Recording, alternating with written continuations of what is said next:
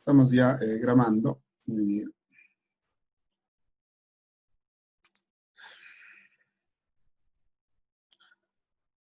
Voy a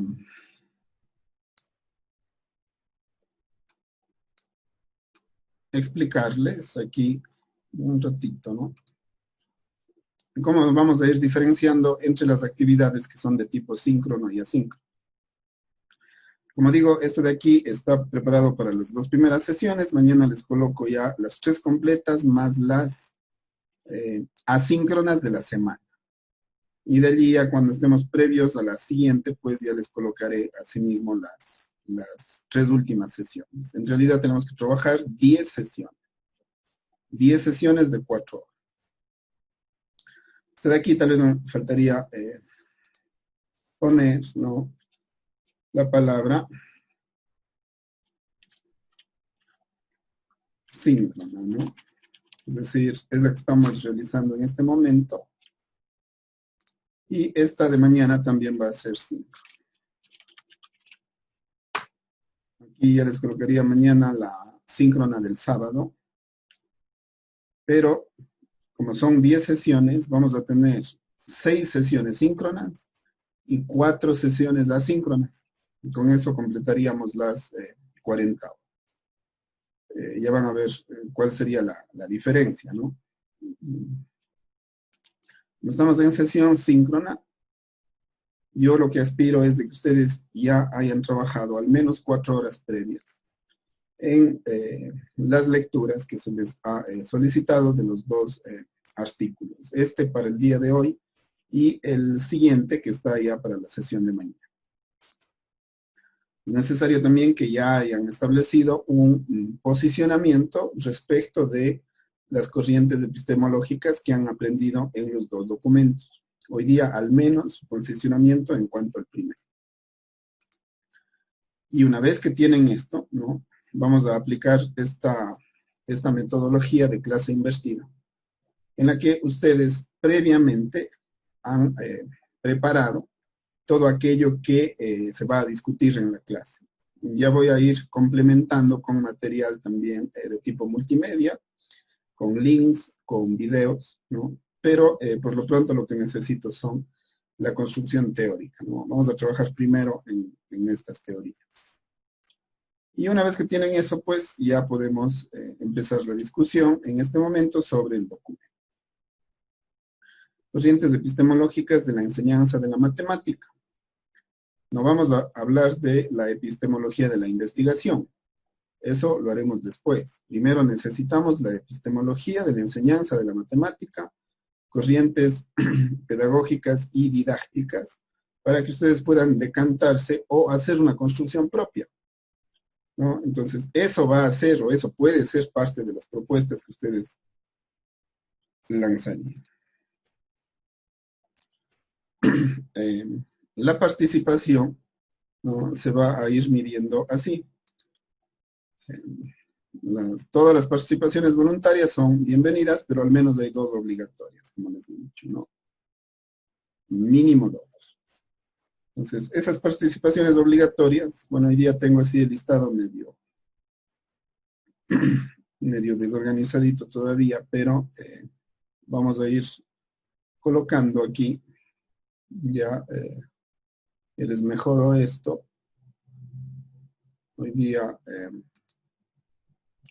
recién lo estoy construyendo, pero más o menos vamos a ir haciendo así, ¿no?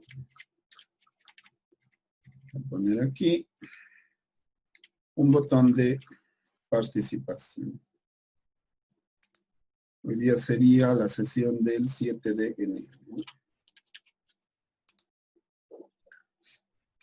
Luego tendría del 8 de enero y del 9 de enero. Aquí están sus 10 puntos, ¿no? 5 ahora y 5 la siguiente semana. Muy bien. Arrancamos con el documento.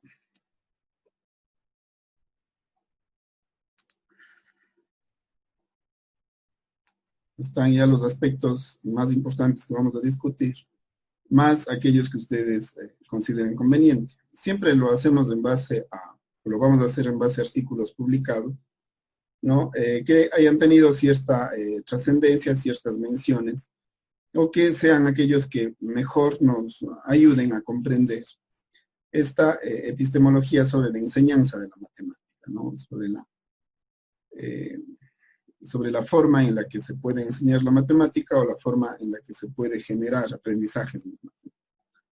Vamos a establecer entonces ahora algunos fundamentos teóricos. El artículo se denomina supuestos epistemológicos en educación matemática. Pueden haber muchos más supuestos epistemológicos. Sin embargo, nosotros estamos en una situación de manejar muy pocos y enriquecer al menos con los que aquí se mencionan, me parece o me ha parecido bastante importante, porque a través de estos supuestos epistemológicos, como digo, podemos hacer construcción. ¿Por qué? Porque ya esto de la vocación para ser profesor o el hecho de que yo tengo un genio especial para la matemática o que a mí la matemática se me vuelve más fácil de aprender o me gusta más la matemática que la lectura, eso ya es un mito que ya no, actualmente ya no tiene vigencia, ¿no? Eso le puede servir a uno. Si uno tiene una capacidad especial para la matemática, pues la puede explotar y está muy bien. Pero eso no quiere decir que porque uno tenga una capacidad especial para la matemática, uno sea un mejor profesor o uno pueda ser un mejor profesor. Uno puede aprender mejor la matemática o puede llegar más lejos en la matemática, si es que tiene una habilidad o un don especial. Pero eso para nada garantiza de que el profesor sea bueno.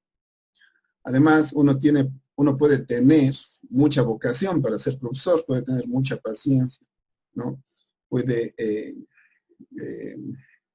tener incluso dotes especiales para la enseñanza, ¿no? Sin embargo, el profesor debe adoptar metodologías, debe capacitarse, debe actualizarse, debe utilizar herramientas. Fíjense cómo estamos ahora por esta situación de pandemia. En realidad, todo se ha vuelto algo en lo que ya no podemos confiarnos de aquello que sabemos, ¿no? Sino que tenemos que trabajar siempre actualizándonos, que es justamente lo que ustedes están haciendo ahora, aprendiendo nuevas formas, aprendiendo nuevas maneras y siempre en capacitación. Y se diga con el adelanto tecnológico en el que un profesor que le iba bastante bien en la pizarra, pues luego con la computadora podría ocurrir que no sabe qué hacer, ¿no? Entonces, este mito, pues yo creo que ya se cae. Y ahora tenemos que decantarnos por posiciones, primero epistemológicas, que nos den bases para poder sentar nuestra práctica docente. Es decir, hacia dónde va el mundo en educación matemática. Y luego de ver eso, ¿qué puedo apostar yo? ¿No? ¿Qué puedo apostar yo para ese desarrollo? Allí es donde se hace la investigación, en el aposto.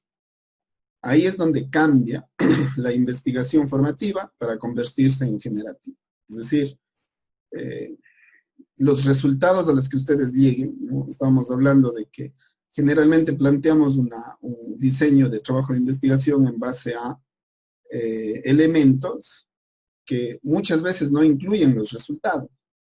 Eso nos parece algo que no puede darse en esta maestría. Esta maestría debe generar análisis de resultados de las investigaciones que se van a hacer para posterior a eso, ¿no? Tejer algunas conclusiones que estén relacionadas con los supuestos que se han hecho, con el marco teórico que se ha construido y con aquello que se ha observado, o incluso con aquello en lo que se ha intervenido. No hacemos nosotros planteamientos desde verdades, ¿no? Desde verdades que estén en los textos, sino vamos a cotejar aquello que está en los textos respecto de lo que está ocurriendo en mi contexto. Por eso también tenemos que establecer un marco contextual dentro del cual tenemos que trabajar. Esto lo haremos en la metodología, ¿no? Entonces, en la metodología va a ser importante que ustedes coloquen, ¿no?, el contexto de trabajo en el que van a realizar. Es necesario que eso sea un aporte dentro del marco metodológico que ustedes van a planear. Bueno, ya habrán leído la introducción. En realidad aquí se plantean eh, cuatro, ¿no? Cuatro enfoques epistemológicos. El de Freudenthal, el de Piaget, el de Vygotsky, ¿no? Y el de Brune. Y el de Brousseau, perdón, el de la escuela francesa.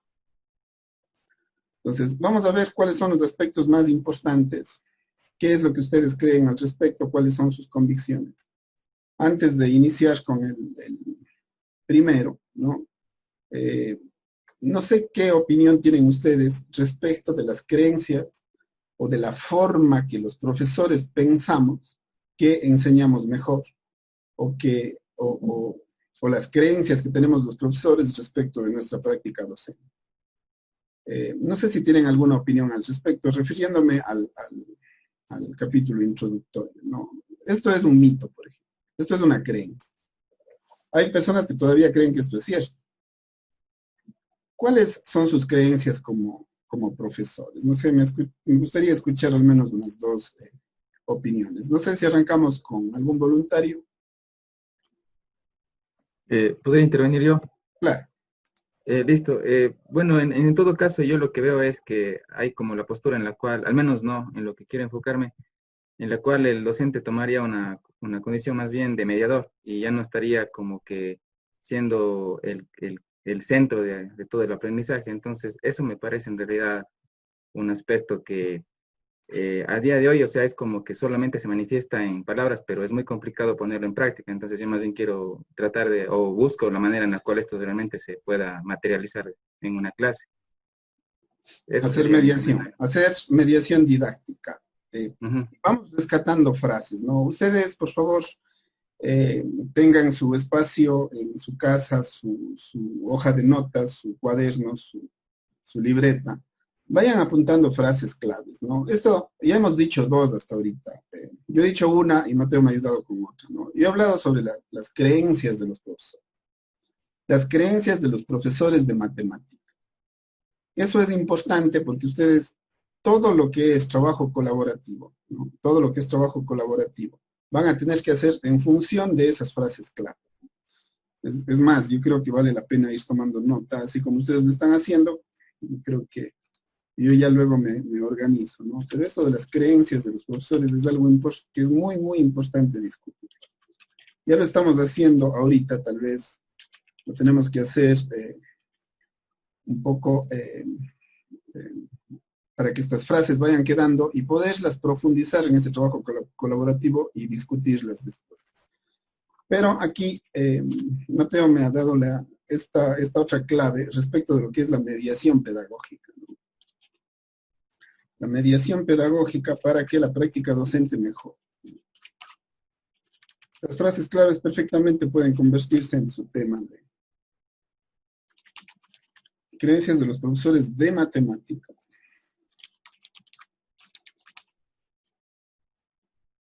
Y la mediación pedagógica en matemáticas.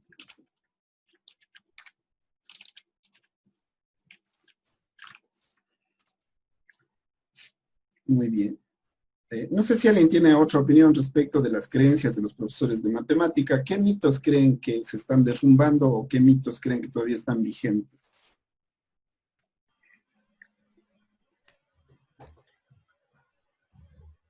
No sé si puedo contar algo, Marco. Sí, sigamos. Dígame, Orla. Gracias. Bueno, acerca de los mitos, hablemos en el caso en el que nos educamos. El profesor de matemática tenía que tener completo dominio de todo lo que era el saber de las matemáticas. No importaba si es que conocía de didáctica, no importaba si es que conocía de metodologías, simplemente el hecho de que se ponga en la pizarra y realice ejercicios matemáticos era considerado el mejor profesor de matemática. Le llamaban vocación a eso también. Ya. El hecho de que esté ahí, de que coja una enciclopedia y que coloque muchos ejercicios, pero sin embargo no los contextualizaba, no los hacía un aprendizaje significativo. no conocía de didáctica, pues, ahora que se habla de las inteligencias múltiples y todo esto, hacer que trabajen de manera colaborativa, de enfrentar que hay estudiantes con diferentes ritmos de aprendizaje, no existía antes. Antes de la materia era única y existían, entre comillas, los tontos y los que, digamos, estaban predestinados para entender mejor las matemáticas. Ya, usted nos ha hablado aquí de algo importante que creo que vale la pena también rescatar aquí, ¿no? Esto del saber, ¿no? Puede ser un mito, ¿no? Pero el saber es importante en matemática, pero no lo es todo, como usted bien lo dice, ¿no? Antes el saber era todo, ¿no? Esto de aquí genera todo un modelo, ¿no? El saber, ¿no? El saber hacer, ¿no? Eh, eh, Saber el hacer. saber conocer, ¿no? Y digamos, el saber ser. Uh-huh. Estos son los pilares, ¿no? Y a veces nos quedábamos, o podía ser que le estábamos dando demasiada importancia solo a esto. Mientras que el modelo educativo ecuatoriano se plantea en base a todos estos demás aspectos en el que la persona necesita aplicar, ¿no? Necesita llegar por sí mismo al conocimiento y necesita aprender a ser mejor persona a través de él.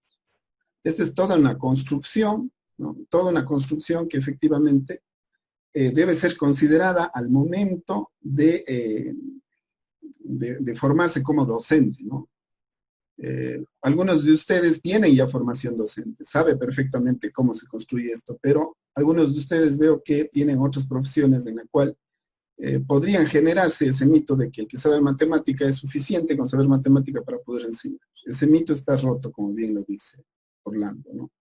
Eso está roto. Hay muchos otros aspectos y eso que, ojo, este modelo de aquí es un modelo que también ya está pasando hacia un modelo por competencia, ¿no?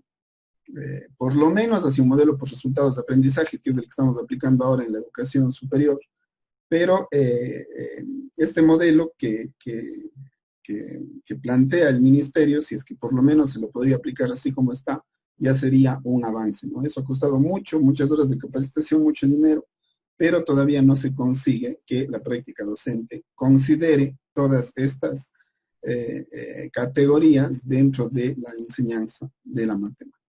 Esto referido a la enseñanza de la matemática es muy, muy importante. Fíjense, ya tenemos 3 aspectos. Muchas gracias. Entonces, eso en cuanto a las creencias. Les planteamos entonces ahora, como les decía, 4 horizontes epistemológicos sobre la enseñanza de la matemática, ¿no? Si ustedes se fijan, justo aquí está la primera idea que nos dio Orlando.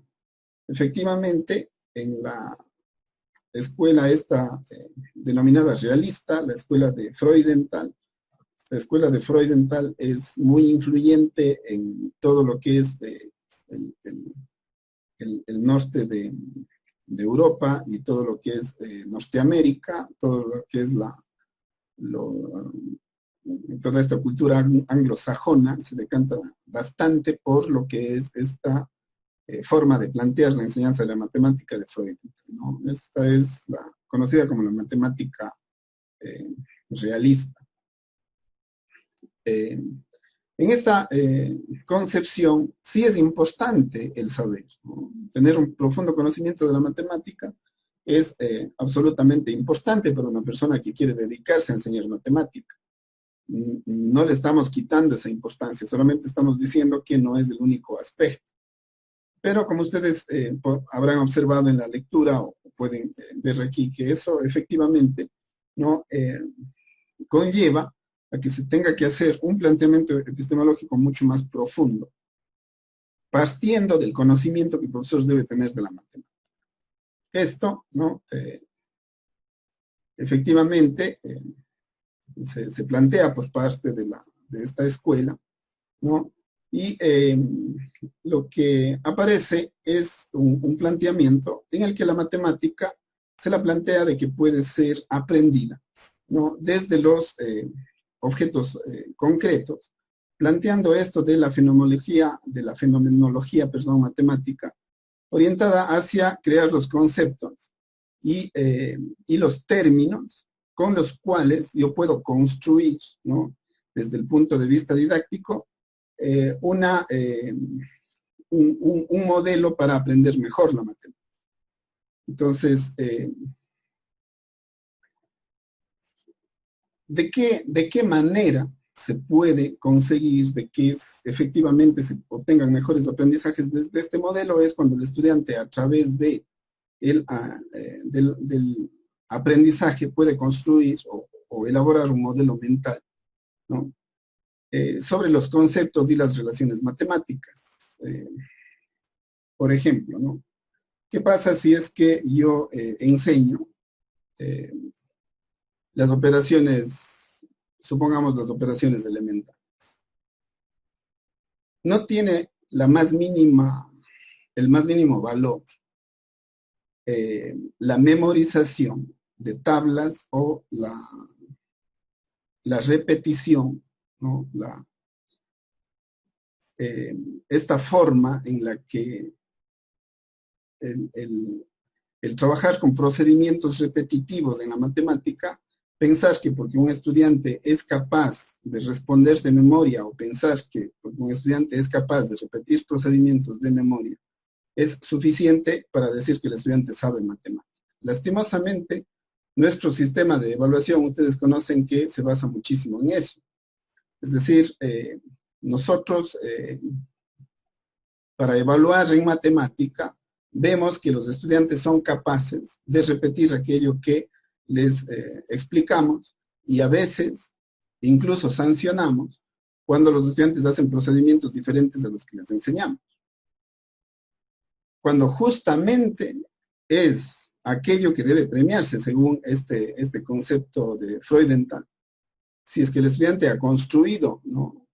o tiene sus objetos matemáticos claros, el estudiante es capaz de hacer propuesta o es capaz de resolver de múltiples formas o de diferentes maneras un planteamiento o un problema. Les puedo, en este sentido, dar un ejemplo, un chiquito, pero muy decidor, ¿no? Fíjense, por ejemplo, lo siguiente. Les voy a dar aquí de paso una herramienta chiquita que tengo para el trabajo con los estudiantes. Esto de la pandemia nos ha obligado a adquirir nuevos aprendizajes y nos ha obligado a ser autodidactas incluso. Si es que ustedes, por ejemplo, quisieran trabajar con pizarras en su casa y hacer clases, ¿no? Podrían tener esta posibilidad. Hay una herramienta aquí que se denomina IFCAM. Eso les da la posibilidad de tener dos pantallas en su casa. Y al hacer doble clic le instalan en el computador, ¿no? Y también le instalan en su teléfono, con el mismo buscador. Presionan una vez en el computador, presionan una vez en el teléfono, y a través de la red Wi-Fi, esto se conecta para que ustedes puedan hacer explicaciones en hoja y en papel, ¿no? O también pueden apuntar a una pizarra. Si no les funciona la primera, le vuelven a hacer. Creo que ahí ya está. Podemos ampliar, podemos acercar. Aquí le podemos incluso girar, ¿no? Es que a veces se pone al revés, entonces con esto le pueden ajustar. Y podrían ya hacer una explicación, ¿no?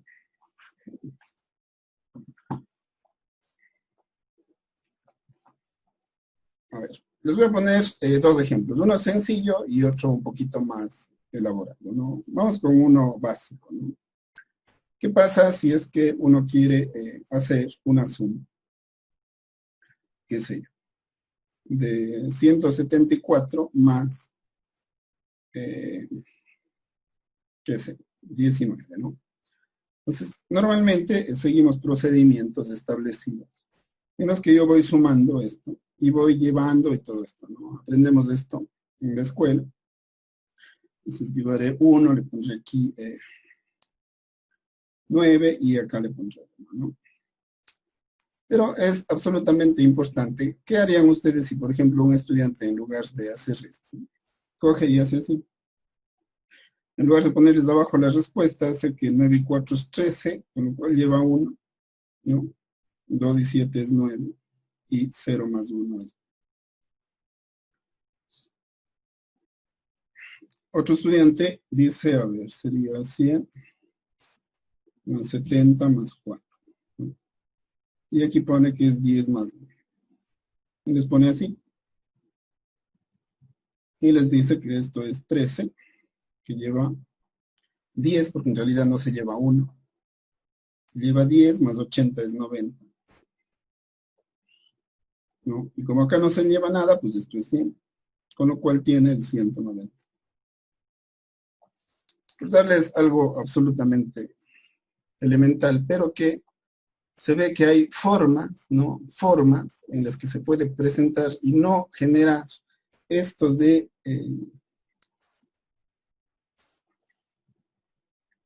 lo que se denomina el pensamiento lineal, ¿no? Encasillarse a esto hace que se construya bastante bien, por desgracia, el pensamiento o el razonamiento sería. Yo creo que los dos, ¿no? Pensamiento y el razonamiento lineal. Mientras que este otro tipo de posibilidades, aquí nomás ya estoy aplicando, por ejemplo, ley conmutativa, si yo hago hacia abajo, si hago hacia arriba, si descompongo, si aplico propiedades distributiva, eh, conmutativa, yo tengo formas de ir generando propuestas para que vean los estudiantes y aprendan más que nada que pueden haber distintas formas de plantear, ¿no? Por ejemplo, hoy día nomás veíamos en una clase que cuando uno quiere aprender derivadas, casi siempre nos quedamos en el concepto de derivada o siempre trabajamos a la derivada como tal y a veces le prestamos poca atención a los procesos de derivación, vaya, de diferenciación, ¿no? O de diferenciales. Por ejemplo, cuando se tiene este tipo de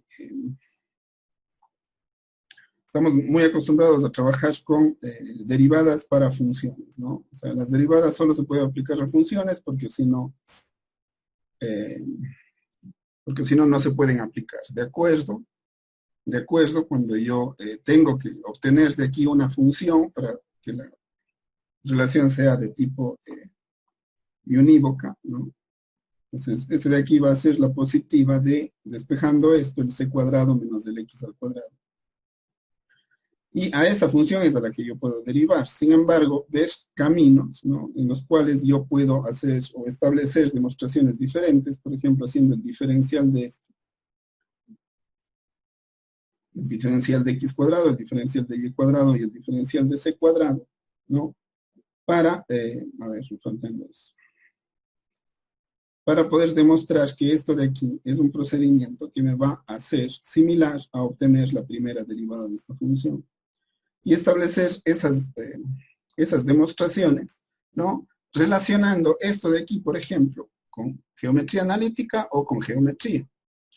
De tal manera que yo pueda, por ejemplo, relacionar geometría con movimiento circular, por ejemplo. Y relacionando, ¿no? Este movimiento que uno puede hacer aquí a través de este diferencial y luego, por ejemplo, a través de diferenciación implícita. Como elimino esto y todo lo hago respecto del parámetro tiempo, pues ya directamente podría poner el concepto, ¿no?, de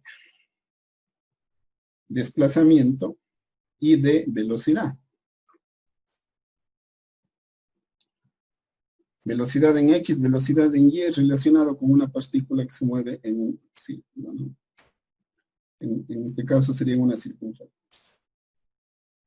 Y el ejemplo de esto, el más práctico, pues lo que tiene en la mano, ¿no es cierto? Es decir, lo que está viéndose allí, ¿no? ¿Qué se está desplazando y a qué velocidad? El reloj. Y esto le puedo hacer el de X a de T y el de Y. A ver, sería el de Y. Y el de Y a de T con respecto al tiempo y ese desplazamiento, para poder ir haciendo el análisis de la velocidad. Va a depender en los niveles que estemos, obviamente, pero este tipo de enfoques hacen que los estudiantes no se centren en los procedimientos de la memorización o en el aprendizaje de este libro. Solo por darles dos ejemplos chiquitos de este párrafo, ¿no? Ahora, si ustedes, refiriéndome a la herramienta, si ustedes se fijan, pueden manejarle desde aquí su hoja con la que están haciendo las explicaciones. Y pueden manejarle desde aquí, por ejemplo, el internet, ¿no? O en este caso, el documento que estamos leyendo.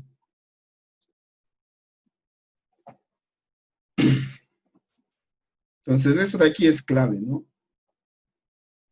En este primer nivel, que es justamente en el que nosotros solemos trabajar, ¿no?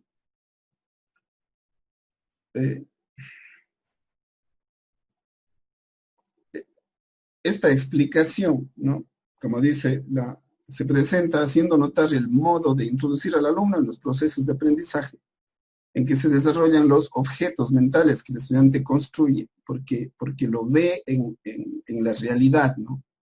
Es decir, si es que aprende a relacionar derivada con diferenciales y se aprende a establecer que estas tasas de variación le van a dar las velocidades y lo puede aplicar, por ejemplo, el segundero de un reloj, y puede calcularlo y después lo puede aplicar al minutero, o después se puede hacer un ejercicio sin mayores recursos incluso, ¿no?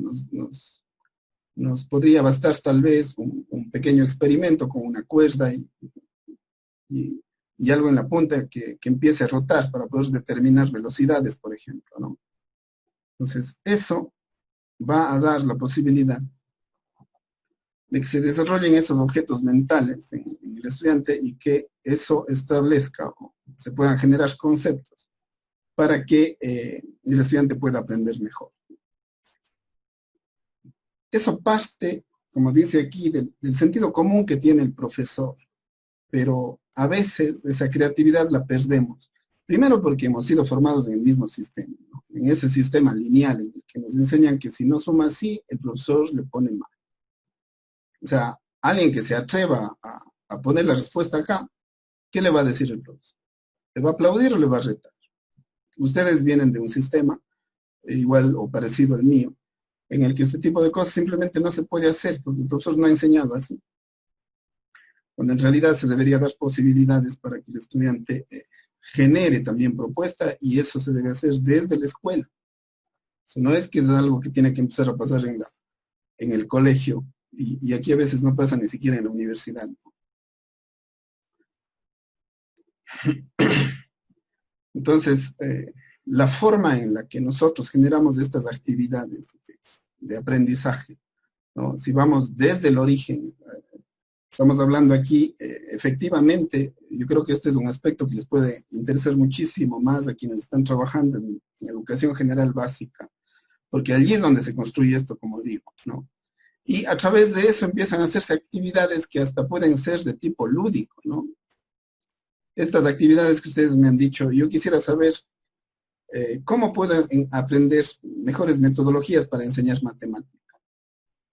Si no parten de la creatividad, si no parten de que pueden hacer propuesta ustedes mismos como profesores y pueden probar esas propuestas con sus propios estudiantes, ¿no? Entonces ustedes se vuelven esclavos de una metodología que ya va a estar en los textos. Y empiezan a repetir eso y después se generan ya actitudes Y los profesores con el tiempo se acostumbran a eso y después ya no cambian, ¿no? Ustedes están en un estado en el que quieren hacer propuesta, en el que tienen energía para generar ese cambio. Entonces, eso tiene que generar este tipo de capacitaciones, este tipo de maestría que ustedes quieren obtener en la enseñanza de la matemática. Y obviamente el lenguaje, ¿no? Esa construcción respecto del lenguaje que se debe manejar desde el punto de vista semiótico, es decir, desde donde puede justificarse los nombres y por qué, ¿no? ¿Por qué conmutativa? ¿Por qué distributiva? ¿No? ¿Por qué definición? ¿Por qué demostración? ¿Por qué lema? ¿Por qué problema? ¿Por qué ejercicio? ¿No? Entonces, todo ese lenguaje debe quedar absolutamente claro. Yo a veces me asusto con mis propios estudiantes. Hoy día le escuchaba a una chica que hablaba de las variantes y hablaba de las variantes y hablaba de las variantes. Y yo exactamente no sabía a qué se refería y le pregunto, y para ella ya le había cambiado en su modelo mental, en esa construcción mental que ella ha hecho, como nadie lee, y los profesores a veces no corregimos, a veces hasta nos puede generar hasta chiste, ¿no? El hecho de que se empiecen a utilizar el lenguaje como quiera para referirse a la matemática, y ese es el peor daño que se puede causar. O sea, esta chica pensaba que utilizar variable o utilizar variante era prácticamente lo mismo, porque ella ya se había acostumbrado a decir variante a la variable. Entonces, eso en matemática es absolutamente importante, ¿no? La construcción de ese lenguaje y la comunicación tiene que ser de acuerdo a cómo está establecido, ¿no? Desde el punto de vista semiótico, ¿no? Eso es también absolutamente importante.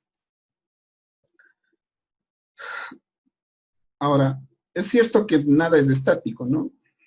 Nada es estático, todo es cambiante, pero eso no quiere decir que porque cambie, ¿no? Eso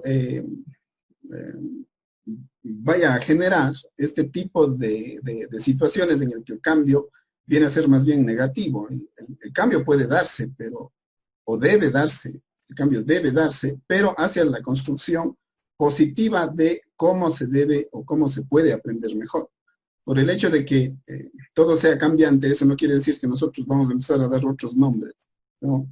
a, a, a objetos matemáticos que los conocemos desde siempre y que han sido establecidos así desde que la matemática se trabaja, ¿no? No le vamos a cambiar el teorema de Pitágoras, pero sí podemos demostrarle de otra manera. Entonces, a eso se refiere, ¿no? Y esto es especialmente importante, ¿no? Cuando se inicia el aprendizaje. Aquí sí que recalca bastante. Quienes trabajan con niños, ¿no? Con estudiantes que pueden estar en educación general básica, les va a interesar muchísimo cómo los estudiantes pueden aprender desde el punto de vista o desde el modelo anglosajón que plantea Freudenthal, ¿no? Ese de la matemática. Se refiere bastante a este tipo de enseñanza que pues, se puede dar en la escuela, ¿no?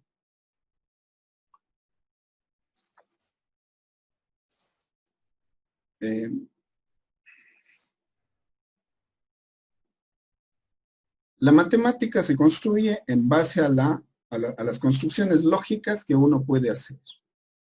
Eso es absolutamente cierto. Y la lógica va bastante relacionada con el sentido común.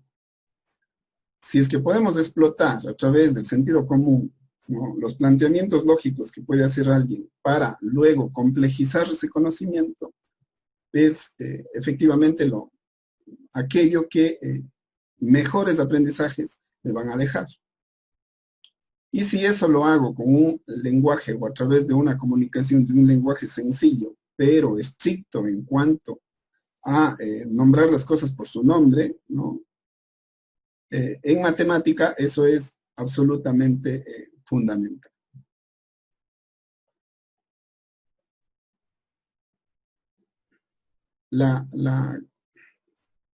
La construcción de modelos matemáticos basados en la lógica y en la experiencia práctica, ¿no? Y hacer eso como prácticas de clases que no necesariamente tienen que ser o que no siempre deben ser teóricas o siempre en pizarra o en este caso siempre en pantalla, ¿no?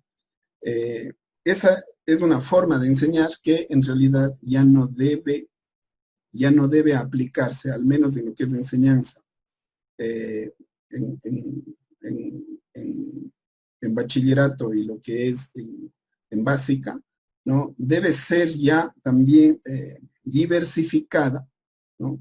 Con la construcción de modelos matemáticos que puedan ser replicados, ¿no? Con instrumentos o con objetos sencillos, ¿no? Hace un momento les di el ejemplo de cómo se podría trabajar con un reloj, pero hay muchas otras cosas, hay muchos elementos con los cuales se podría trabajar. Ahí vino esta idea, o ahí ha venido esta idea que también caló mucho respecto de la construcción de laboratorios de matemática. Es decir, construir instrumentos que me den posibilidades didácticas para explicar fenómenos que puedan ser representados con modelos matemáticos. Y para eso no tienen que ser cosas muy elaboradas, ¿no? Yo les veo a sí mismo a mis estudiantes que a veces les genera cierta sorpresa saber que un simple cuadrado me puede dar un modelo matemático, ¿no? Un simple cuadrado me puede dar un modelo matemático porque se puede generar con esto una función en la que el área depende del lado. Y el área que depende del lado es igual al lado al cuadrado. Siempre nos dicen que el área es igual al lado al cuadrado. Eso aprendemos muchísimo en la escuela, ¿no? Pero cuando avanzamos ya a funciones, y no tenemos que estar en grados altos precisamente, sino ya en la introducción a funciones, se debe establecer relaciones entre el álgebra, ¿no? El cálculo, con, por ejemplo, la geometría. Y esto de aquí se puede conseguir con cosas bastante sencillas que se pueden incluso construir, ¿no? Hace un rato alguien me daba el ejemplo del geoplano. Con el ejemplo del geoplano perfectamente podemos hacer eso y podemos trabajar cálculo. Es decir, pero ¿cómo va a trabajar cálculo con un cuadrado? Simplemente construye un geoplano que va a tener 10 por 10, ¿no es cierto? Y aquí establece un primer cuadrado. Y luego lo puede ir haciendo crecer. Se puede trabajar con simples ligas, ¿no es cierto? Y luego lo puede ir haciendo crecer. Y puede determinar a través del A de L igual a L al cuadrado. Puede establecer, si es que ya estuviera pasando, por ejemplo, del álgebra al cálculo, para relacionarlo con la geometría y con el geoplano, lo podría hacer para la derivada del área con respecto al lado, que sería igual a 2L. Y esta de aquí es la tasa, para verle, ¿no? Ya desde el punto de vista del cálculo, la tasa a la que va creciendo el área. Este de aquí sería un área 1, este de aquí sería un área 2. Y puedo relacionar el crecimiento del lado respecto del crecimiento del área a través de esta tasa de variación. Solo allí están trabajando funciones. En álgebra están trabajando cálculo, están trabajando geometría a través de un solo objeto que se podría hacer el geoplano. Y por decir que es el cuadrado, porque luego le podemos ir ampliando hacia los objetos que podemos ir construyendo. Si es un geoplano de 10 por 10, pues imagínense todas las posibilidades que se van a abrir. Y trabajan con ligas de colores. Váyanse ustedes al Coral Centro, esto consiguen en, ¿qué les diré? Les exageraré, $1, con ligas incluidas. A ver, no, $2, con ligas incluidas. Y de allí, si ven, ¿no? Partiendo de lo básico, no puede haber más básico que esto, ¿no? Partiendo de lo básico, voy haciendo construcciones complejas. A esto, en el modelo educativo ecuatoriano, le denominamos las destrezas con criterio de desempeño. quieren trabajar el modelo educativo ecuatoriano de las destrezas con criterio de desempeño, pueden hacer construcciones de este tipo, en el que pasan de lo simple a lo complejo, a través de este modelo de Freudenthal, de la matemática real.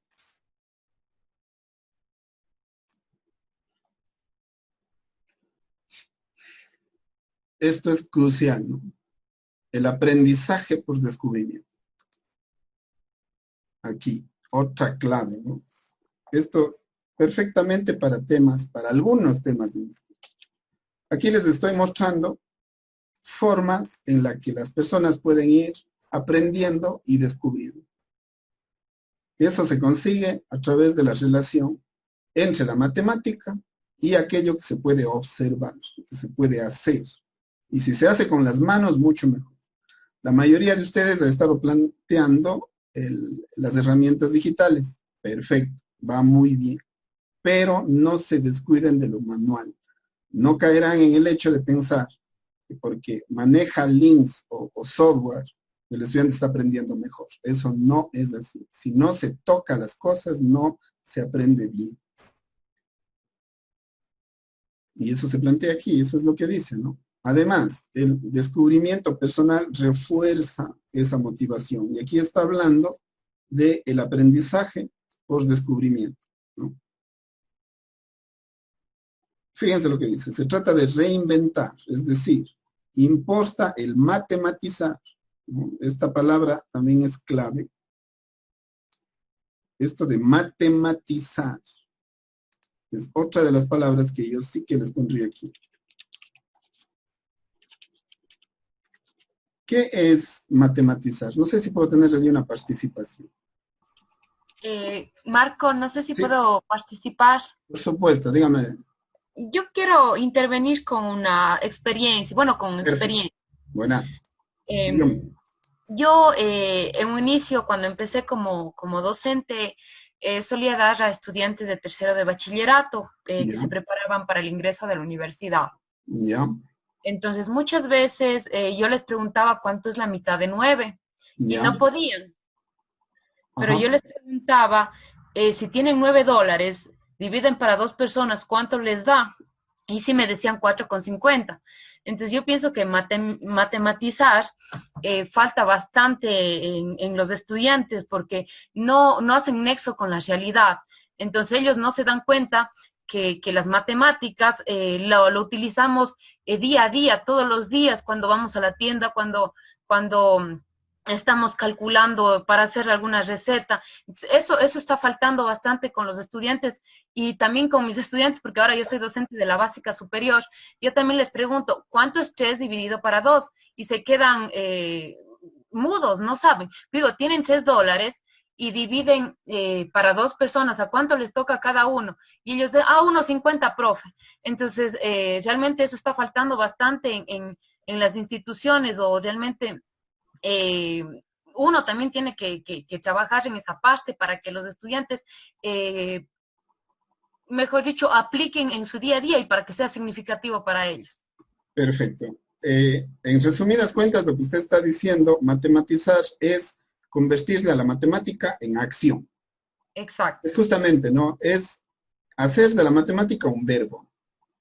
Y un verbo lo que nos dice es, lo que nos define es la acción que se hace. Efectivamente, aquello que se aprende y que a veces se memoriza o que se vuelve rutinario, no es matematizar. Es simplemente convertirle en acciones repetitivas que, por desgracia, con el tiempo se olvidan, y la matemática es súper ingrata, ustedes saben eso mejor que nadie. Pero el rato que se matematiza, se interioriza. Y al interiorizar, efectivamente, esos objetos mentales se vuelven en aprendizaje. Eso es lo que nos está diciendo, ¿no? Y si lo hace por la persona, si la persona participa, si toca, si lo hace por ella misma, ¿no?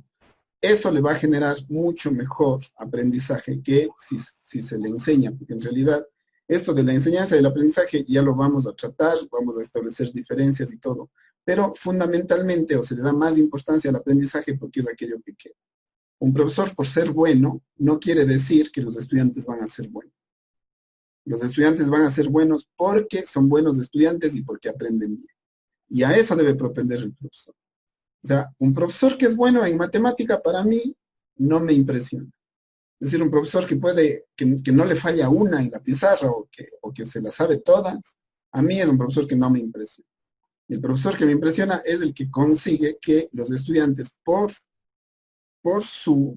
la motivación propia y personal de aprender, es el que mejor resultado de aprendizaje consigue con la mayor cantidad de estudiantes. Ese es el profesor. Entonces, si se fija, esa acción de aprender, ¿no? Y generar estos nexos con la realidad es palpar, ¿verán? Verán que lo digital está bien, pero es virtual. En la realidad, ya volveremos a lo presencial, es necesario que el profesor empiece a construir, aunque no tenga un laboratorio sofisticado o aunque no le abastezcan de todo lo que requiere dentro de un laboratorio para hacer matemática con objetos construidos con máquinas, ¿no? El profesor también sí puede hacer su aporte y generar su propio material. Y esto debe plantearse, fíjense aquí tienen, ¿no? Situaciones, problema. Ustedes saben que el ABP justamente resuelve eso. También hay el caso de 2 o 3 de ustedes que plantearon que quisieran trabajar, por ejemplo, el ABP. El ABP va perfecto para la matemática. Sí se plantea como una metodología para conseguir mejores aprendizajes, porque el ABP, el profesor sabe cuáles son los procedimientos, pero el profesor no les da resolviendo el problema. Los que tienen que resolver el problema son los estudiantes, y si es algo que se da en la naturaleza, muchísimo mejor. En la realidad, ¿no? Ustedes saben qué es perdón por la palabra, pero ¿qué es el gringo? ¿Cuál es la capacidad esta que tienen los gringos que no tenemos nosotros? Es de que no se hace problema, es de que es práctico y es concreto. Resuelve los problemas de forma directa, sin darse demasiadas vueltas. Ustedes pídanle a un profesor de matemática de anglosajón, ¿no?, que les diseñe una planificación para una clase. El contenido que va a preparar es mínimo, pero la participación que va a generar en los estudiantes es máxima, porque va a resolver el problema del aprendizaje. No quiere lucirse, lo que quiere es que los chicos aprendan. Entonces, eso es importantísimo respecto de que la matemática tiene que servir para algo. Esto en el modelo educativo ecuatoriano no se denomina el aprendizaje de la matemática para aplicarlo en la vida cotidiana, se llama, ¿no?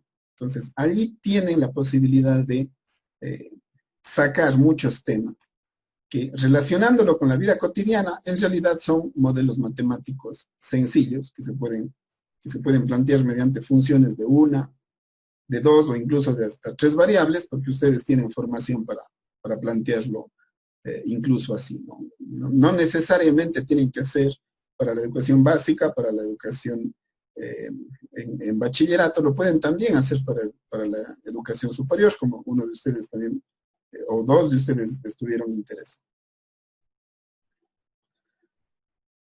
Estos procesos, ¿no?, de planificación de clase y estos procesos en los que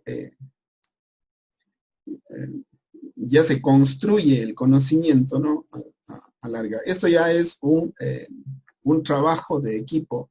Esto es algo que ya se debe trabajar con las juntas académicas, ¿no?, o con las juntas de área que solemos llamar en los colegios, ¿no? Es decir, hacer un plan de matemática, tal vez no pensando solamente en mi asignatura, sino pensando en cómo debe desarrollarse la matemática en mi institución. Es decir, construir modelos educativos para que el aprendizaje de la matemática sea un proceso en el que todos los profesores aporten. Estas son propuestas que hacen mucha falta y lastimosamente en este tipo de maestrías no se plantean mucho. Se plantean muy pocos porque a veces pensamos solamente desde mi punto de vista qué es lo que yo quiero hacer aquí y ahora para mí. Y a veces no se plantea qué es lo que yo puedo aportar a mi institución para el aprendizaje de todo el conglomerado que asista a la unidad educativa, para esa comunidad educativa a la que me pertenece.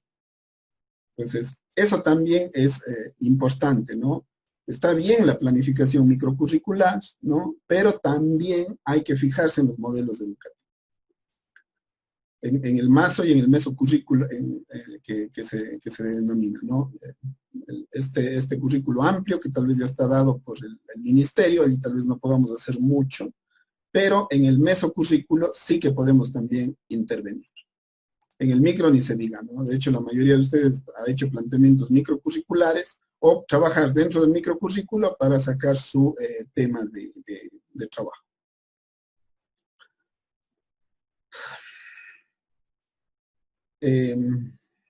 Esto también es interesante. Aquí tienen un tema de trabajo de titulación. Experimentos mentales. ¿Ustedes han oído hablar de la gimnasia cerebral? Voy a poner así, ¿no? La gimnasia cerebral tiene muchísimo que ver, ¿no? Con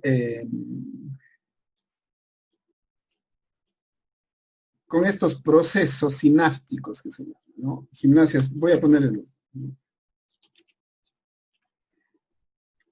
los dos aquí. Quería ponerle aparte, pero creo que los dos son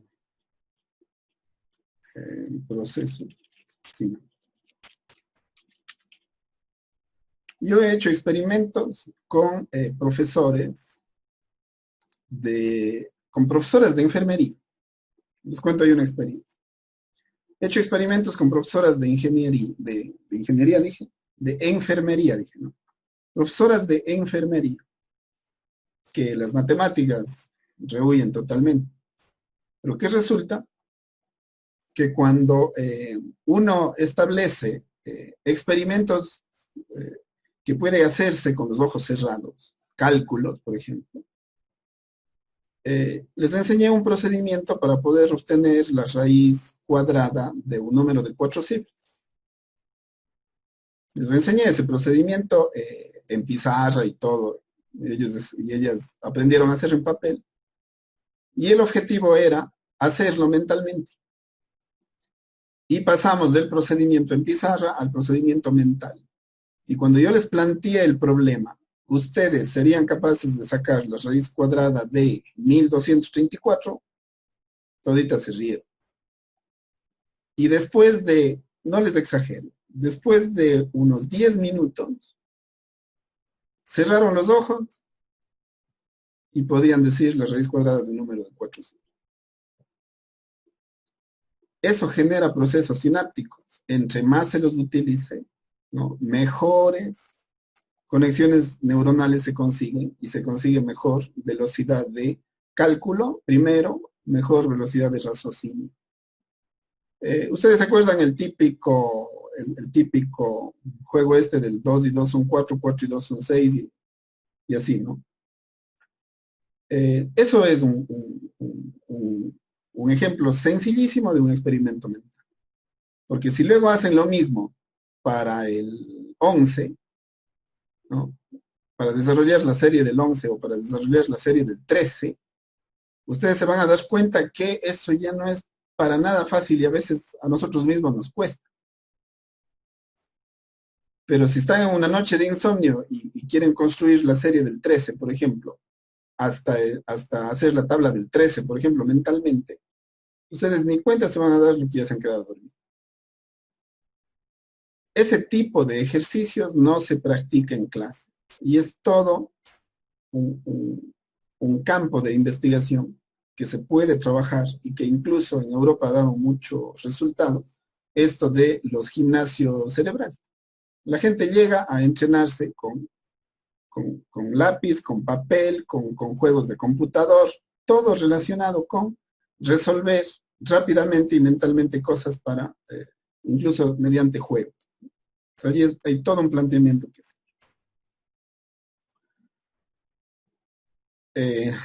Y esto de construir los objetos mentales ya hemos dicho, ¿no? ¿Cuál es la conclusión? Las propuestas de educación matemática, ¿no?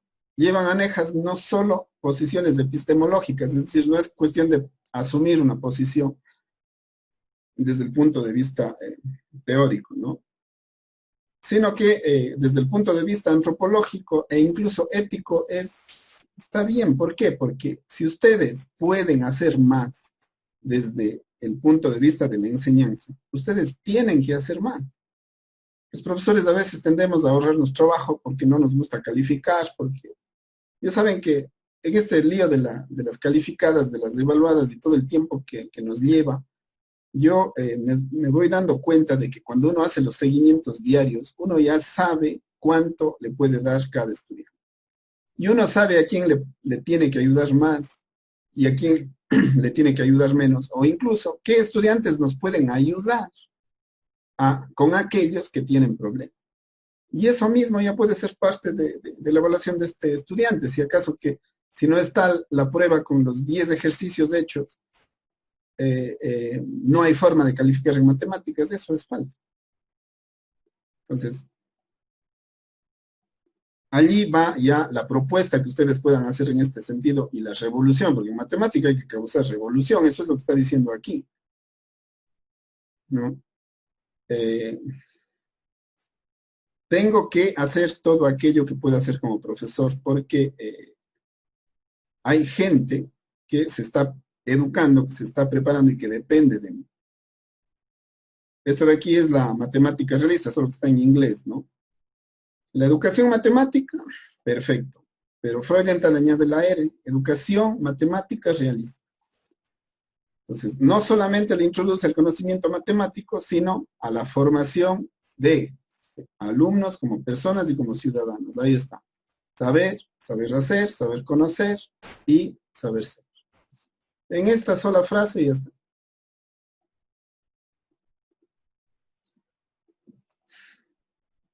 Como se nos va a ir el tiempo, voy a tener que irme ya para ir concluyendo con el texto, pero para nada nos va a pasar el hecho de que tenemos esto que comentar. Así que prepárense, si no han leído, lean, si han leído, vuélvanlo a ver desde esta óptica, y fíjense cómo solo en Freudenthal ya tienen para hacer muchos planteamientos.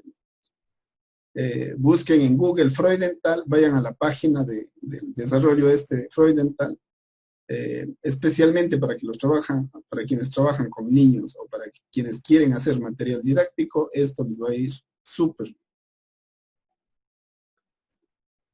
Bueno, luego vienen ya los constructivismos. Esto tal vez es más cercano a nosotros, ¿no? Fácil, planteamos dos, el radical, ¿no? Y el social. Si estamos en el radical, estamos con Piaget. Si estamos en el social, estamos con Vygotsky. Son los más conocidos, los que más suelen mencionarse, ¿no? En los trabajos que se suelen hacer como trabajos de titulación. ¿Cuál es la diferencia? Que Piaget va o parte del conductismo, ¿no? En el estímulo-respuesta, ¿no?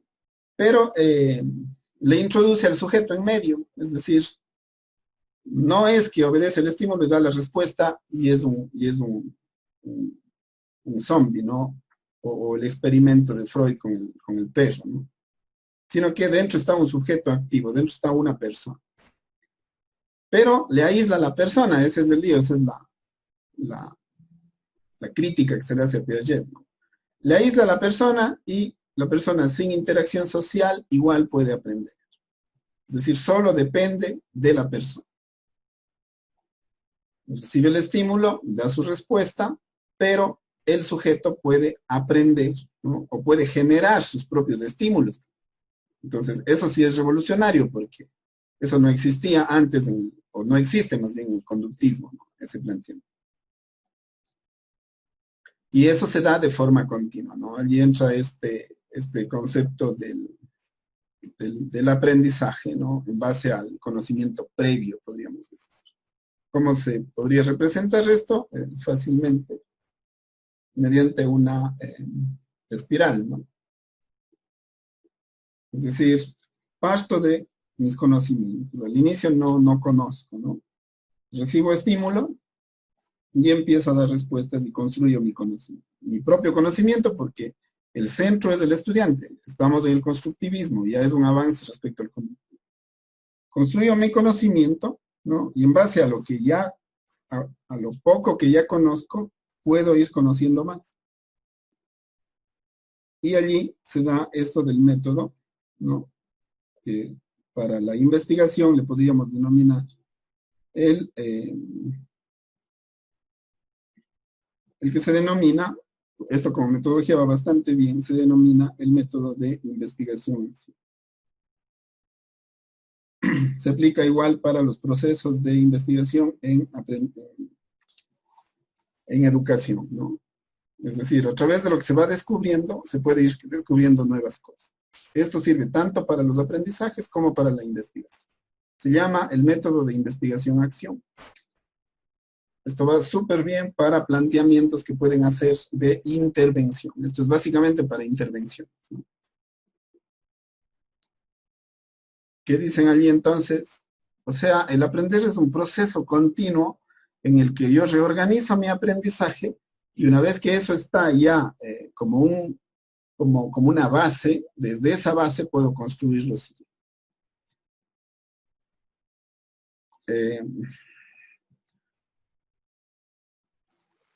Esto ocurre cuando la inteligencia o el razonamiento es sometido a pruebas, ¿no? Y esto se lo hace conscientemente, ¿no? Y en un contexto determinado. Y el estudiante se adapta a esa forma de aprender, a ese modelo de aprendizaje del construismo radical en el que el estudiante por sí solo es capaz de aprender independiente de lo que pase con el resto, es decir, no se relaciona con su compañero, sino que simplemente con el proceso de aprendizaje. Por lo tanto, esto se podría hacer con un profesor físico o también se podría hacer con un profesor virtual. Vayamos a esto de los MOOCs, ¿no? Esto también les podría interesar a algunos de ustedes, ¿no? A esto de los MOOCs, los cursos masivos en línea. Un curso masivo en línea me puede enseñar algo desde el punto de vista de Piaget, por supuesto, si no necesita tener interacción con compañeros, si no necesita de nadie para aprender, sino de un modelo de aprendizaje y de objetos de aprendizaje nada más. Si va a los objetos es capaz de aprender por sí solo, eso es lo que está diciendo, sin interacción social. Se adapta a esa forma de aprender y se va de largo. A muchos estudiantes ahorita les está pasando eso. A nosotros nos pasó eso. O no les ha tocado aprender por sí solos ciertas cosas. Y uno puede aprender por sí solo. Pero, como propuesta, perfecto, hay incluso quienes lo defienden, ¿no? A este constructivismo radical, pero también tiene críticas, ¿no? Porque lo toma exclusivamente desde el punto de vista biológico, es decir, la persona sola desarrolla su pensamiento, desarrolla su razonamiento, desarrolla su inteligencia. Solamente desde el punto de vista biológico, es decir, una persona que cada vez sabe más, cada vez aprende mejor.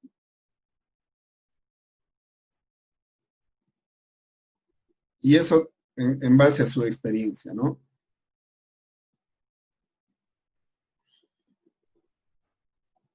Pero ahí van los puntos débiles o la crítica, ¿no?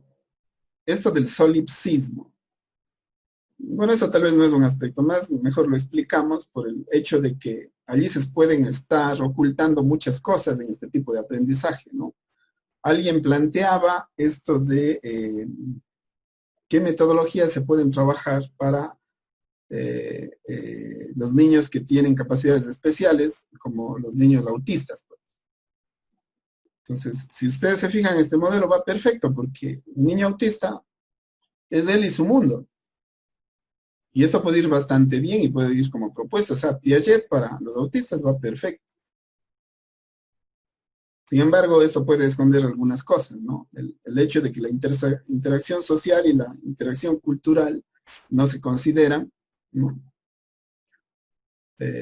Ustedes, ¿cuál es una de las principales características que dan a los genios, especialmente a los matemáticos? ¿Qué son?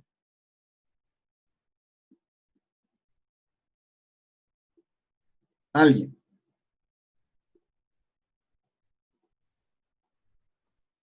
Abstraídos. Exacto. ¿Distraídos, dijo? ¿O abstraídos? Abstraídos. Así como Abstraídos. absortos en su mundo. Exacto, perfecto. Bueno, también son distraídos, pero más se les se ve o se ha visto, ¿no? De que son personas que están abstractos en lo suyo. Y eso puede generar esto, ¿no? De solipsismo o el solapamiento de aspectos que parece que no fueran importantes, pero que en realidad sí lo son, ¿no? Todo esto de la interacción social y cultural que no se da. Entonces, en ese sentido, el papel del profesor es bastante más sencillo, ¿no? Desde el punto de vista de lo que tiene que hacer. Alguien me hablaba de la mediación pedagógica. Es decir, si el profesor sabe que no puede enseñar matemática, sino que lo que puede es enseñar a aprender matemática, ¿no? Y hay planteamientos que son así de firmes, ¿no?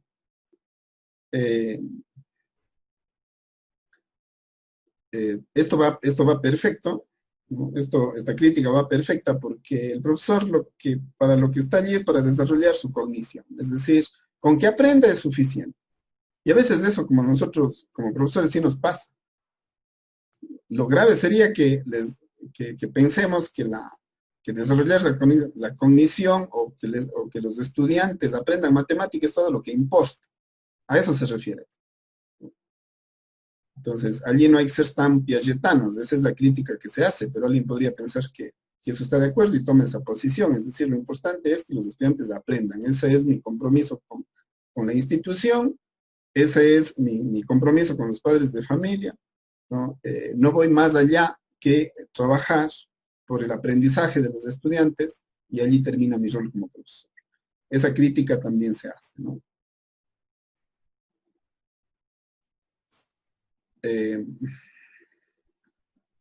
Cuidado caer en esto, ¿no? La matemática no son entrenamientos, ¿no? Son procesos para la enseñanza, procesos para el aprendizaje, ¿no? Porque si no, si es que vamos desde el punto de vista del entrenamiento, estaríamos cayendo en el doble error de ser solo piagetanos en el discurso, pero en realidad ser absolutamente conductistas y trabajar las clases de matemáticas como simples entrenamientos. Entrenamientos para aprender a sumar, para multiplicar, para potenciar, para aplicar reglas, para factorar. Solo para aprender procedimientos, para aprender algoritmos. Y jamás se aplica nada. Entonces, en ese sentido, Piaget más bien ya da un paso adelante, ¿no? Si es que, caso contrario, si es que no aplicamos esto de la construcción del conocimiento, nos estamos quedando todavía más atrás, generando procesos de entrenamiento. Bueno, esta conclusión la revisamos mañana al inicio de la clase. Ya hemos hablado, quisiera que nos alcance el tiempo. Y el otro punto de vista, ¿no? Lo mismo, pero ¿qué ponemos además del individuo entre el estímulo y la respuesta? Ya pusimos a un individuo activo. Pusimos a un individuo que es capaz de aprender por sí mismo. El problema es que le pusimos como individuo.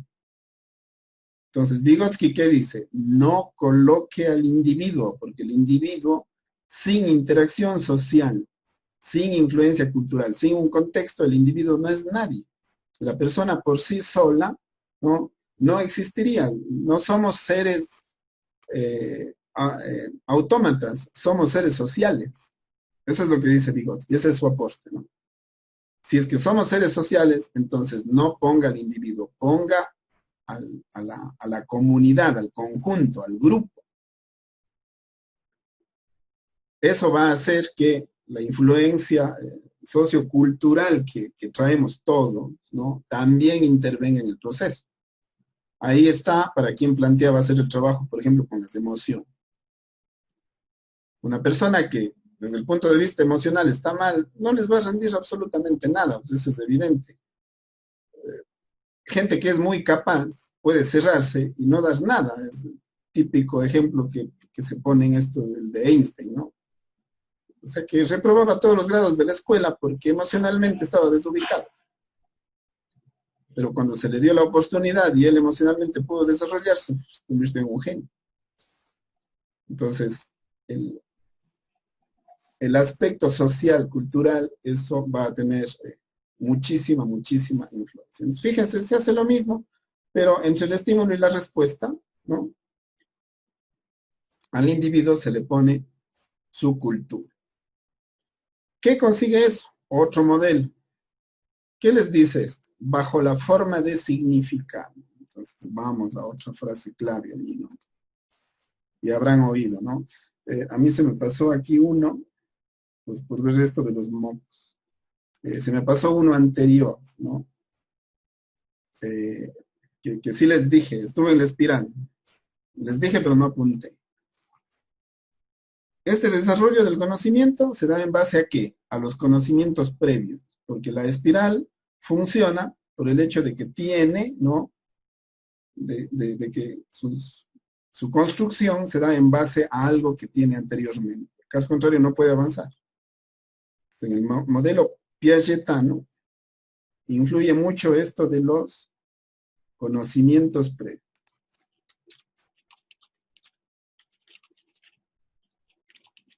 Arrancar una clase sin mencionar lo que se trabajó en la clase anterior son clases que no tienen el más mínimo sentido.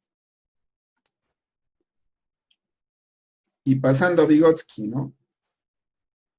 Este siguiente gran aporte de la cultura. ¿Eso qué genera? El aprendizaje. ¿Alguien que me diga? Significativo, tal vez. Significativo. ¿Qué quiere decir el aprendizaje significativo? ¿Quién me puede decir?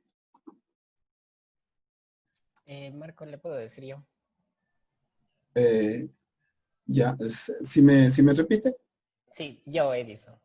Bueno, a ver. El aprendizaje significativo, bueno, el autor de esta teoría fue David Ausubel, en el que menciona que para que exista un verdadero aprendizaje se tienen que relacionar los aprendizajes previos que contiene el estudiante con los aprendizajes que se van a enseñar digamos, en ese día de clase. Para partir de, por eso es que existen lo que son las evaluaciones diagnósticas, porque es necesario empezar desde un fundamento, empezar desde lo que saben, y si es que existe o está mal fundamentado el aprendizaje que obtuvo el estudiante, pues lo único que tiene que hacer en realidad es modificarlo para que pueda ser relacionado en los esquemas mentales del estudiante con los nuevos que va a aprender. Se dice que cuando existen estas dos relaciones, entonces hay el verdadero aprendizaje significativo. Perfecto. Fíjense aquí entonces una situación. Gracias. Aquí se da una situación muy práctica, ¿no? El aprendizaje significativo es típico del constructivismo. ¿Cuál será entonces la diferencia entre el planteamiento de Piaget y el planteamiento de Vygotsky? Es justamente este, ¿no? Bajo la forma de significado. Es decir, que además de lo que plantea Piaget, de que todo parte desde lo que ya se conoce, ya puse conocimientos previos. Además de eso, los aprendizajes deben tener significado para el que aprende. En otras palabras, es un poco de lo que decía Freudenthal, ¿no? O sea, si es que no te va a servir para nada lo que estás aprendiendo, entonces, ¿para qué estás aprendiendo? O sea, simplemente estás perdiendo el tiempo. Los aprendizajes tienen que servir para que la persona les encuentre un significado.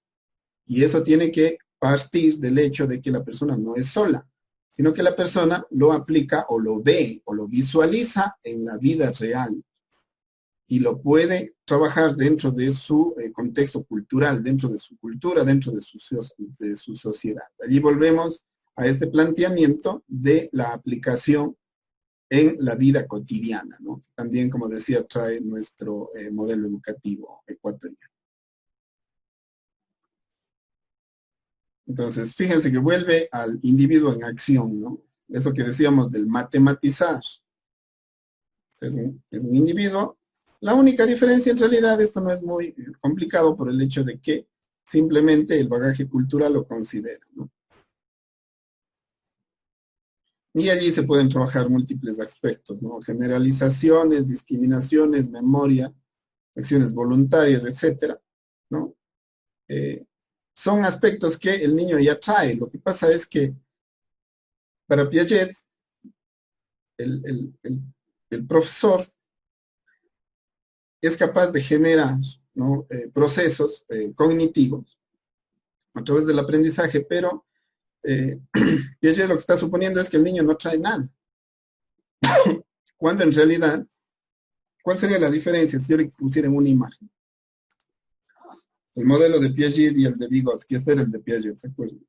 Vygotsky dice, no, pues si no partes desde aquí, ya traes bagaje cultural, es decir, puedes construir, claro, sigue siendo constructivista, pero a partir de lo social. Entonces, la espiral, ¿no? Ya no parte desde cero, sino que tiene aquí, que le podría poner, no sé si tal vez se pueda ver. Aquí está todo su bagaje cultural, su familia, sus amigos. Y a partir de allí, sí, se construye. Aquí está el individuo solo. Y aquí está el individuo y su contexto. El conocimiento es, pues, cultural y se produce y controla socialmente. También el conocimiento matemático. Eso definitivamente es así. Si no, váyanse a Cuba. Ustedes se van a Cuba, entran en escuelas en las que los guauitos, no los colegiales, los guauitos ya están adoctrinados. Ya parten de que el Estado es todo. Para los cubanos eso es una religión. Entonces ya tienen, yo no estoy criticando lo cubano, ¿no? Pero de lo que he visto ya es así. Es decir, para ellos el Estado es todo y ellos simplemente sirven al Estado. Si ya tienen ese bagaje cultural, parten desde allí, ¿no? Entonces, así como se puede hacer eso, ¿no? Eso también se puede hacer desde el punto de vista matemático. Por suerte aquí no tenemos ese problema, ¿no? Aunque hubieron intentos de hacerlo. Ustedes saben lo que fue la actualización curricular. ¿Cómo se llamaba? Reforzamiento, creo que era. Actualización y reforzamiento, lo que arrancó en esto desde el 2010, ¿no? La última esta del 2016, que bueno, ya alivianó un poco. Pero ese tipo de cosas ya se querían hacer también en el Ecuador. Desde ese punto de vista yo no estoy de acuerdo, pero desde el punto de vista matemático, perfectamente se puede hacer, ¿no? Partir de lo cultural, de lo social, para generar efectivamente mejor conocimiento matemático relacionándolo uno con lo otro.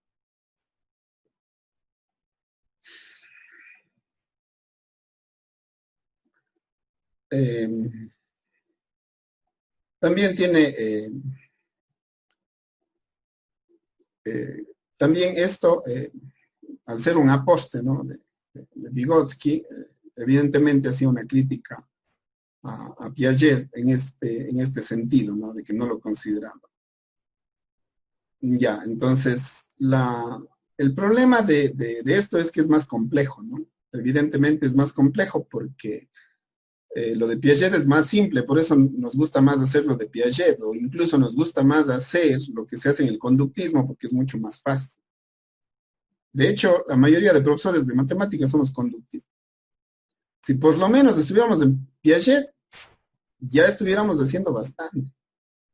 Pasarnos a Vygotsky, ¿quién me puede decir que está haciendo eso? Si es que alguien quiere hacer una propuesta en base a lo que dice Vygotsky, yo les retaría a que lo aplique, a que intervenga, a que haga un modelo y lo pruebe, porque para la cultura nuestra eso ya es revolucionario. Es decir, esto no es tan antiguo, ¿no? No es tan antiguo, ya tiene sus años, Pero no es tan antiguo a tal punto de que en el Ecuador prácticamente todavía este modelo no se ha practicado. Al menos como en el discurso sí está, ¿no? En los modelos teóricos sí que está. De hecho, vayan a ver cuántas tesis se han hecho sobre esto. Pero en la práctica, yo en los colegios, de lo que conozco, les soy muy franco, yo en el Ecuador no he visto. Peor en la educación pública ecuatoriana. Entonces, allí pueden hacer planteamientos en ese sentido. Entonces, aquí nomás ya tienen dos temas de tesis. ¿Cómo das cuenta del aprendizaje del individuo sobre las bases de una construcción social?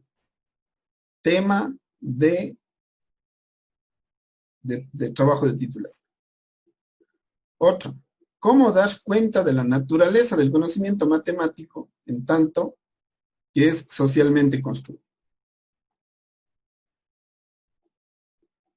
Esto perfectamente puede ser hasta una tesis doctoral. Es algo difícil de demostrar. Pero Vygotsky ya tiene un modelo, ¿no?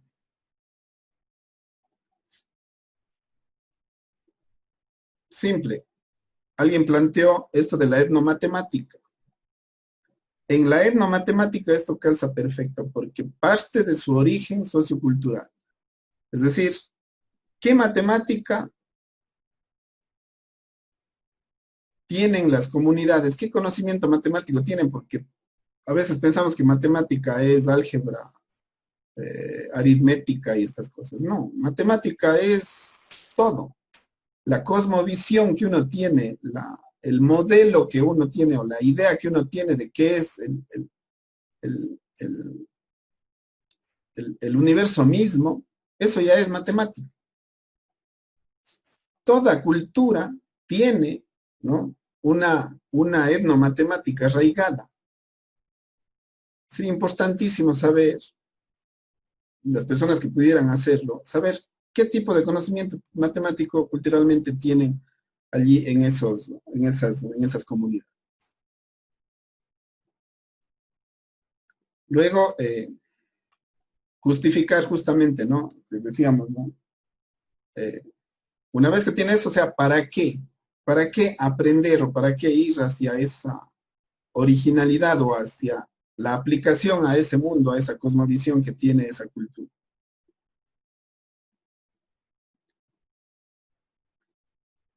Y de allí cómo plantearse, ¿no?, una forma de hacer que eso sea efectivamente efectivamente aceptado o socialmente aceptado, ¿no? A eso se le califica como el objetivo y finalmente cómo lo va a transmitir, cómo va a ser el lenguaje. Pero fíjense que esto es difícil porque es toda una construcción. Ya digo, esto de aquí perfectamente puede ser hasta una tesis doctoral. Si al menos se pudiera hacer solo una, si de aquí saliera por lo menos una tesis sobre un trabajo sobre etnomatemática, ya sería bastante, ya sería bueno. Ahora, como modelo sí que se puede aplicar porque partiendo desde Piaget, ¿no?, lo que necesitamos es trabajar, por ejemplo, mediante estudios de caso. Es decir, trabajar en educaciones educativas, en instituciones educativas específicas. Si es que ustedes plantean un tema desde el punto de vista constructivista y lo aplican en una institución educativa específica y no a un alumno en particular, sino a una institución, allí perfectamente ya están haciendo algo que está en base del constructivismo social. Fíjense cómo allí se me olvidó esto, ¿no? Etnomatemática. En etnomatemática, prácticamente en el Ecuador no se ha hecho casi que nada. Más allá de la tartana,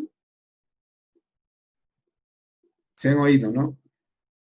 Voy a ponerle aquí entre paréntesis porque no es otra cosa. Pero en el Ecuador, yo lo que puedo rescatar es esto de la tartana.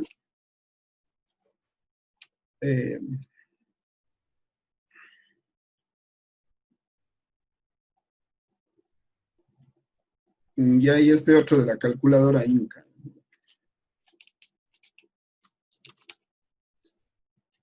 Uno cuando se va a Ingapirca entiende lo que es esto. Uno ve el castillo de Ingapirca y piensa que es una construcción de piedra que hicieron hace algún tiempo y que era un lugar donde vivían y eso. Desde el punto de vista matemático, allí hay muchísimo que hacer todavía, pero solamente concebirle como un observatorio astronómico ya es para darse cuenta de muchísimas cosas. Y hay muchísima investigación que hacer.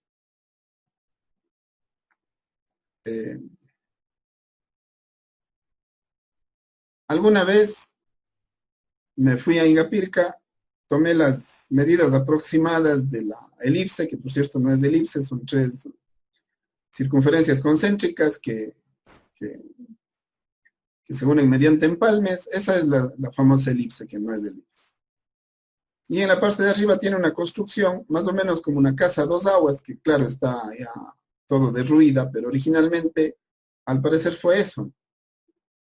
Uno solo pone eso allí, hace en madera eso, le pone en un lugar que le dé el sol, y perfectamente entiende cómo eso servía como reloj y como calendario.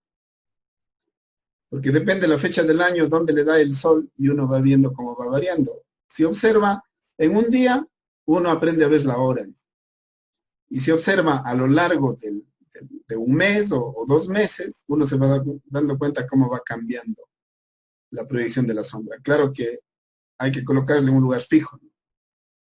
y con la orientación este-oeste.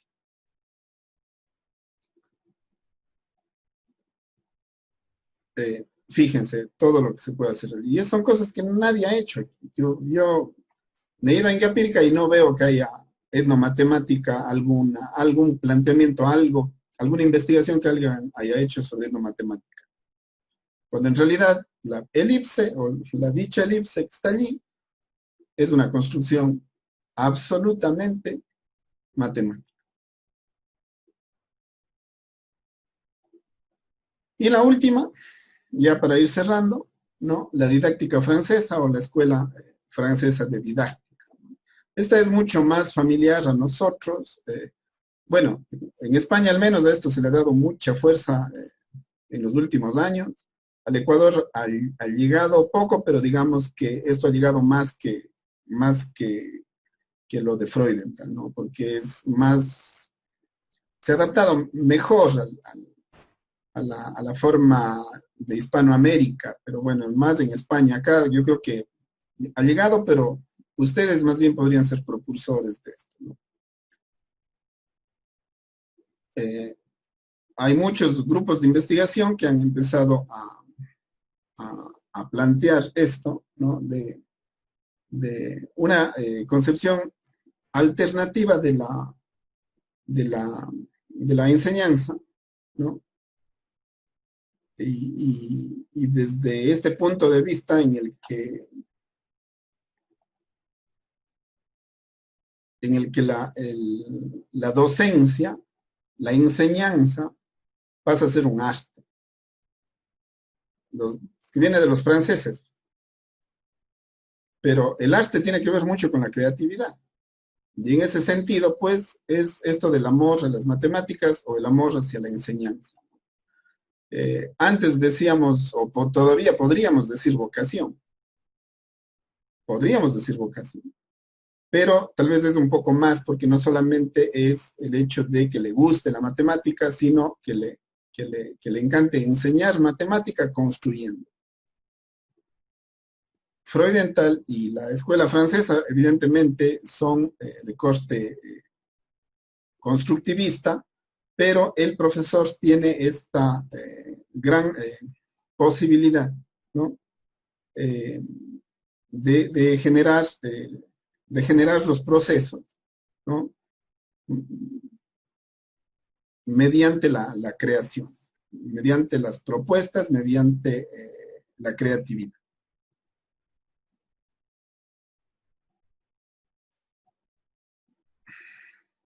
Allí surge justamente esto, ¿no? Esto vamos a rescatar de aquí.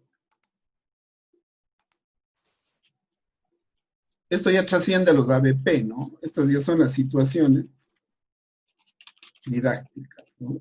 Vamos a ponerle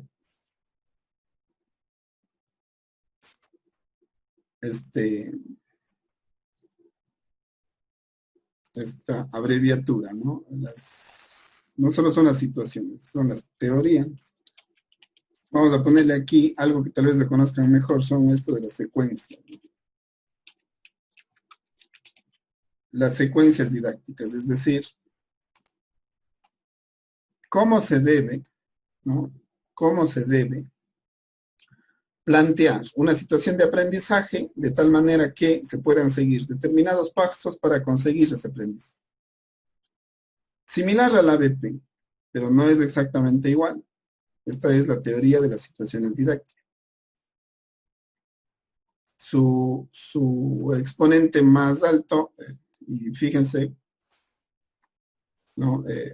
Más reciente que Freudenthal es Grousseau.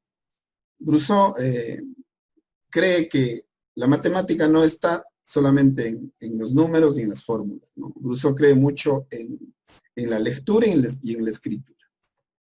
Solo allí nomás ya tienen muchísima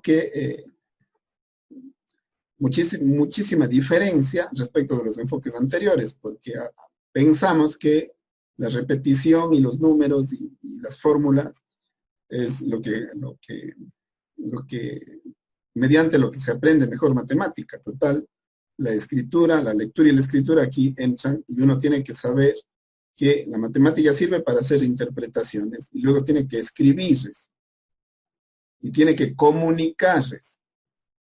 O sea, ahí entra el lenguaje, pero ya no solamente para trabajar matemática o para comunicar matemática en la escuela, ¿no? Sino también para que pueda generar obra o que pueda hacer investigación en matemática. Ese es un reto para ustedes, porque a ustedes no les va a servir de nada que mejoren su práctica docente si quieren titularse en esta maestría. Ustedes van a tener que escribir sobre cómo mejorar esa práctica. Entonces, allí entra Bruce. ¿Sí ven? ¿Qué nomás? Lo cognitivo, lo sociológico, lo lingüístico. Yo aquí le agregaría, ¿no? Fíjense, generación, difusión. ¿Cuál sería la frase clave aquí? Aquí hay muchos temas de investigación. Ya no es solo lenguaje matemático ni semiótica.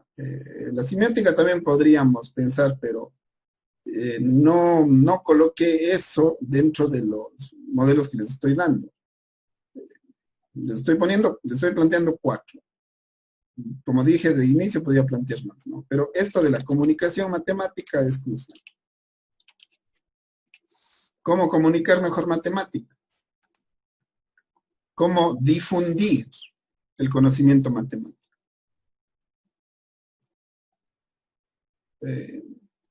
Desde el punto de vista científico, por ejemplo, alguien que lo hizo bastante bien fue Stephen Hawking. Stephen Hawking en realidad no fue tan genio como lo pintaban, ¿no? Pero en cambio fue un excelente comunicador. A estos les dan el nombre de divulgadores, los divulgadores científicos, aquellos que pueden comunicar fácilmente algo que para la mayoría puede pensarse que es difícil. Y allí tendremos que hacer ya o establecer las diferencias entre lo que es aprender y lo que es enseñar. Es decir, Grousseau establece esas diferencias, ¿no? Y aquí la frase clave para entenderle a Grousseau está en las actividades.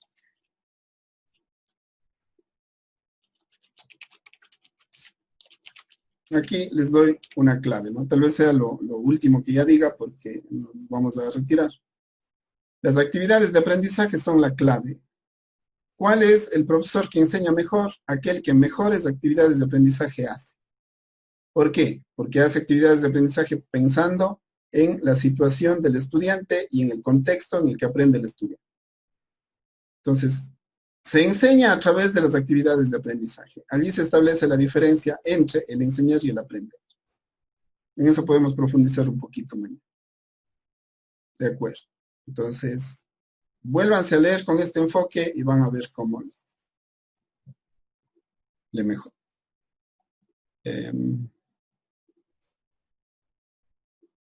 De acuerdo.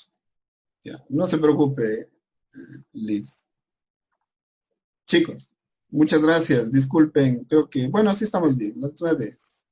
Continuamos mañana a las 5. Por favor, véanle cómo está la lectura de la sesión 2 y reléanle a esta de hoy. Arrancamos con sus opiniones sobre el texto de las corrientes epistemológicas. Marco. Sí. Disculpe, una pregunta nada más. Solo que me aclare el último punto sobre la comunicación matemática. O sea, usted hace referencia a que cómo se puede transmitir mejor los conceptos matemáticos a partir de divulgar de alguna forma. Así. Hacia dos públicos, ¿no? El público básico, ¿cuál es? Mis estudiantes. Es decir, cómo se puede comunicar mejor la matemática hacia los estudiantes. Y el otro es hacia la divulgación. ¿Cómo se puede comunicar mejor la matemática hacia el público? Allí son dos enfoques y los dos son iguales de difíciles. Nosotros estamos acostumbrados a interactuar solamente con nuestro público base, que son nuestros estudiantes. Pero, ¿y cómo generaría obra usted? De hecho, va a tener que hacerlo, porque usted va a tener que divulgar su investigación. Entonces, allí tienen un reto. Gracias. Gracias, chicos. Que pasen bien. Nos vemos mañana. Hasta luego. Gracias, doctor. Hasta mañana. Mañana, muchas gracias. Mañana, muchas gracias. Gracias. Chao.